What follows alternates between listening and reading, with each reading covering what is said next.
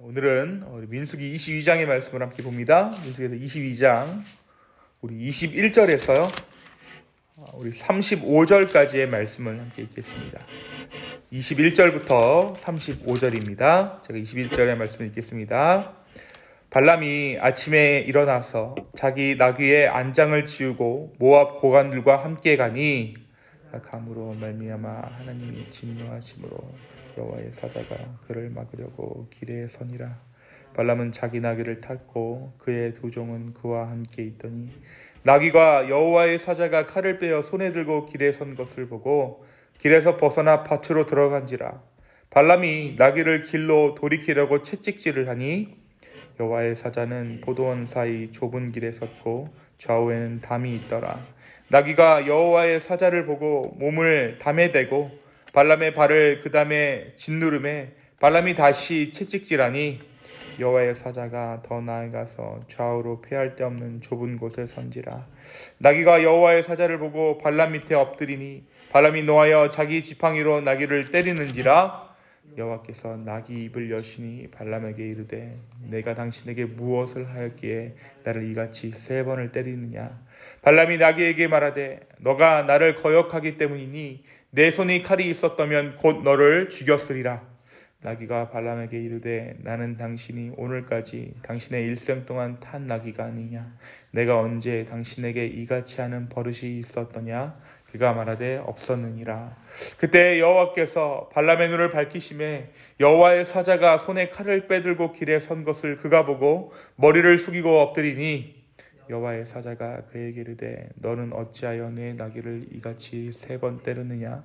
보라 내 앞에서 내 길이 사악함으로 내가 너를 막으려고 나왔더니 나귀가 나를 보고 이같이 3번을 돌이켜 내 앞에서 피하였느니라. 나귀가 만일 돌이켜 나를 피하지 아니하였다면 내가 벌써 너를 죽이고 나귀는 살렸으리라. 발람이 여호와의 사자에게 말하되 내가 범죄하였나이다. 당신이 나를 막으려고 길에 서신 줄을 내가 알지 못하였나이다. 당신이 이를 기뻐하지 아니하시면 나는 돌아가겠나이다. 함께 읽습니다. 여호와의 사자가 발람에게 이르되 그 사람들과 함께 가라. 내가 내게 이르는 말만 말할지니라. 발람이 발락의 고관들과 함께 가니라. 아멘. 오늘 다 같이 우리 민수기서 22장의 말씀을 묵상합니다. 우리가 어제 민수기서 21장의 말씀을 함께 묵상했습니다. 하나님께서는 반복되는 이스라엘의 반역 가운데서도 이스라엘을 신실하게 인도하십니다. 하나님은 하나님의 은혜로 정말 큰 패배를 경험했던 호르마에서 승리를 경험하게 하시고 불매의 심판 가운데서도 그들은 하나님의 은혜로 살아남았습니다. 오늘 우리가 묵상하는 이 민수기서 22장에서 22장부터 24장은 발람과 관련된 사건이 기록되어져 있어요. 발람은 당시 선지자였는데 후일 예수님의 제자들은 그를 가장 배역한 자다, 악한 자다라고 소개하고 있습니다. 어떻게 보면 가롯 유다와 버금가는 악한 자로 예수님의 제자들이 발람을 기억하고 소개합니다. 어떠한 행적이, 어떠한 일이 이 발람을 후대 사람들로 하여금 이렇게 거짓 선지자로, 악한 자로 기억하게 만들었을까요? 이 발람 선지자가 활동하던 때에 이때는 이스라엘의 광야 생활이 거의 끝마칠 무렵입니다. 그러니까 오늘 말씀 민수기 22장의 배경은 이제 광야 생활을 다 어느 정도 마치고 난 후의 상황이에요.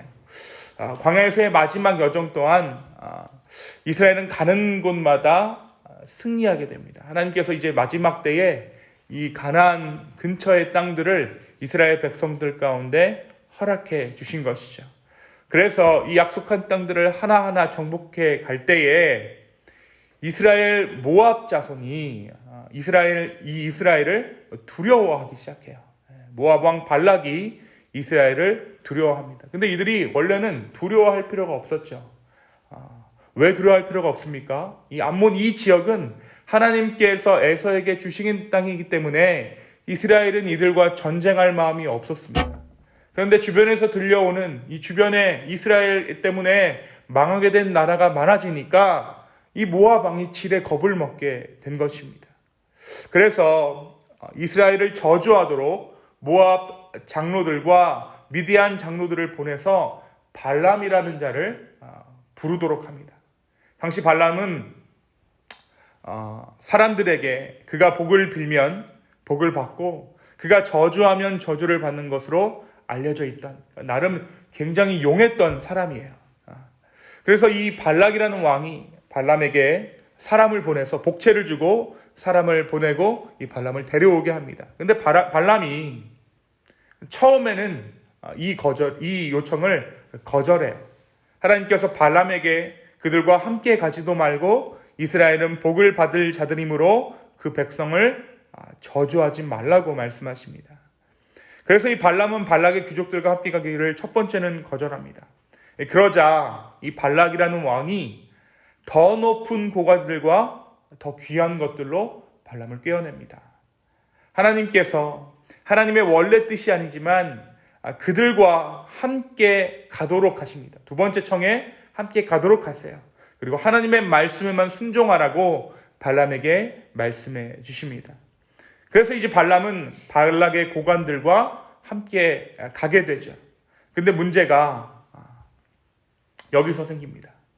이 두 번째 요청에 청해서 응하게 됐을 때 발락이 뭐라고 이야기하냐면 나에게 하루를 더 달라.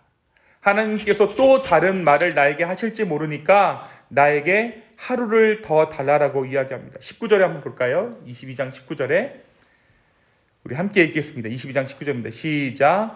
그런즉 이제 너희도 이 밤에 여기서 유숙하라. 여호와께서 너에게 무슨 말씀을 더하시는지 알아보리라.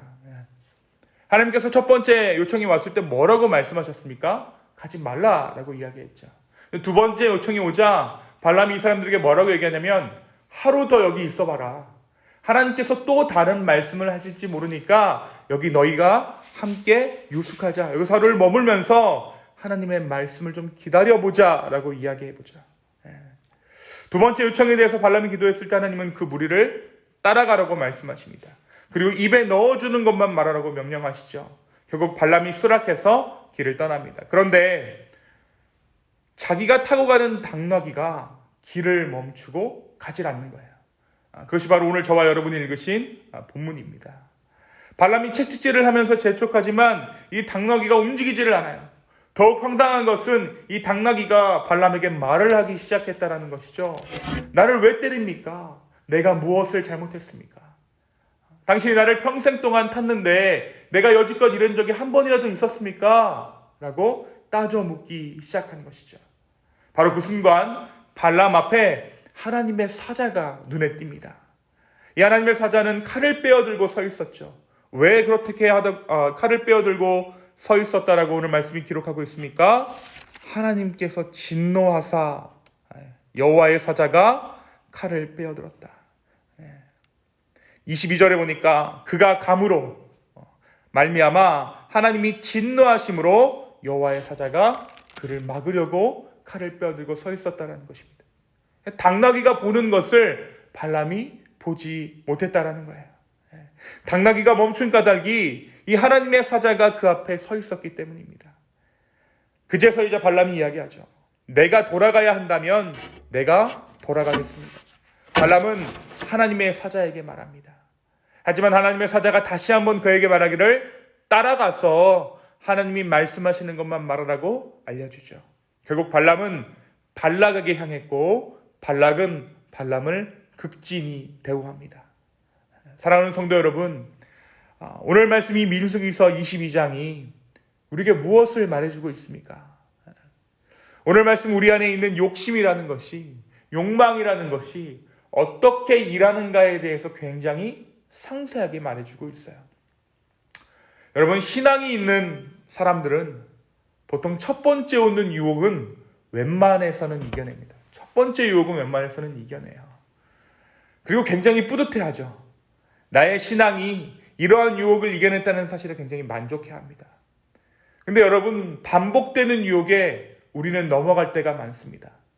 첫 번째는 그냥 넘기는데 두 번째는 이것에 하나님의 뜻이 있는 것이 아닐까라는 생각이 찾아오기 때문이에요. 이때 우리가 넘어가지 않아야 하지만 우리는 이러한 상황에서 소위 인도하심이라는 것을 핑계로 죄의 길로 행할 때가 있다는 것이죠. 하나님은 그런 우리를 그저 보고 계십니다. 왜냐하면 그 순간에 멈추면 우리가 죄인이라는 것을 쉽게 인정하지 않기 때문이에요. 단순히 실수라고 생각하게 되는 것이죠. 하나님은 그저 그것을 그냥 인정하시고 끝까지 가서 내가 죄인입니다, 나의 욕심이었구나라는 것을 인정하게 만드실 때가 있다는 것이에요. 바로 오늘 발람의 그 길을 하나님께서 막지 않으신 이유입니다. 발람이 끝까지 가서 자기의 욕망, 자기가 정말로 원하는 것을 확인하게 하시기 위해서 발람으로 하여금 그 길을 허락하셨다는 거예요. 이것이 우리의 욕심, 우리의 욕망이 일하는 방법입니다. 하나님의 뜻을 가장해서 우리의 욕심이 발동하게 만드는 것이죠. 사랑하는 성도 여러분, 그렇다면 우리는 어떻게 반복되는 이러한 유혹에 넘어가지 않고 신실한 자의 길을 걸어갈 수 있겠습니까? 그것을 이기려면 우리 가운데 기준을 세워야 합니다. 때로 우리는 하나님의 음성을 듣습니다.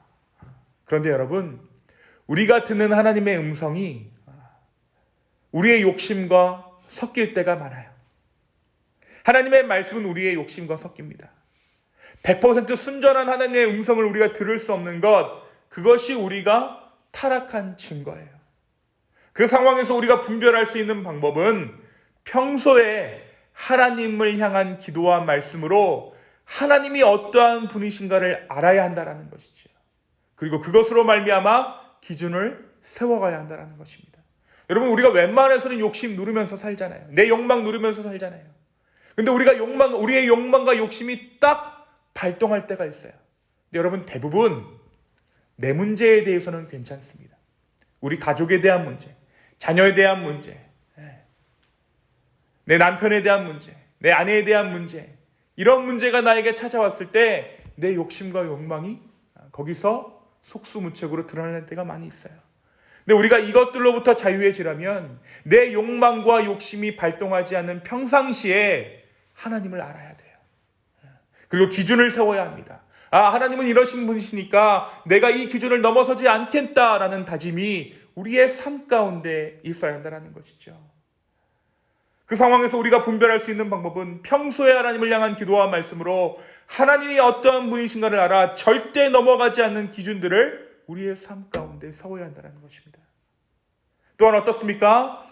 매일 우리의 삶을 돌아보아서 내가 정말 어떠한 사람인지, 내가 욕망하는 것이 무엇인지, 나의 약점이 무엇인지, 내가 정말로 원하는 것이 어떠한 것인지 내 욕망을 깨달아야 한다는 것이에요. 그렇지 않으면 오늘 우리가 말씀 가운데 확인한 것처럼 우리는 하나님의 뜻을 가장한 죄를 범하게 됩니다. 발람이 짐승도 보는 하나님의 천사를 보지 못했던 이유는 그의 욕망이 그의 눈을 가리었기 때문이에요. 어둡게 했기 때문입니다.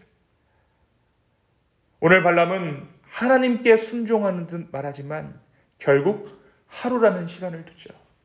그리고 그 하루 동안 죄와 자기의 욕망과 타협하고 말았습니다. 그 하루라는 시간은 하나님의 시간이 아닌 발람의 시간이었던 것입니다. 사랑하는 성도 여러분, 오늘 우리의 이 기도의 시간이 발람의 하루와 같지 않기를 예수님의 이름으로 축원합니다. 이 기도의 시간을 통해 정말 하나님이 내 삶 가운데 원하시는 것이 무엇인지 깨닫게 되는 저와 여러분 되기를 예수님의 이름으로 축원합니다. 그리고 정말 내가 욕망하는 것은 무엇인지 깨닫게 되는 이 아침 되기를 소망합니다. 하나님도 내 욕망도 자주 봐야 합니다. 하나님은 우리가 기도하는 가운데 하나님의 원하시는 것을 우리의 삶 가운데 말씀해 주실 것이고 내 욕심이 무엇인지 내 욕망이 무엇인지도 드러나게 해 주실 것입니다. 오늘 이 아침에 이 신실하신 주님을 바라볼 수 있는 저와 여러분 되기를 예수님의 이름으로 축원합니다. 이 시간 함께 기도하겠습니다. 주님, 오늘 이 발람의 이야기를 통해서 우리의 모습을 보여주심에 주여 감사합니다. 주여, 우리의 욕심이 많습니다. 우리의 욕망이 하나님의 뜻과 다를 때가 있습니다. 주여, 오늘 이 아침에 우리로 하여금 옳은 길, 바른 길을 갈 수 있는 그 예수님의 길을 갈 수 있는 그 용기를 허락하여 주시고 우리의 욕망을 보이시고 하나님의 뜻을 밝히 보여 주시옵소서. 감사합니다. 이 모든 말씀 살아계셔서 역사하시는 예수님의 이름으로 기도하였습니다. 아멘.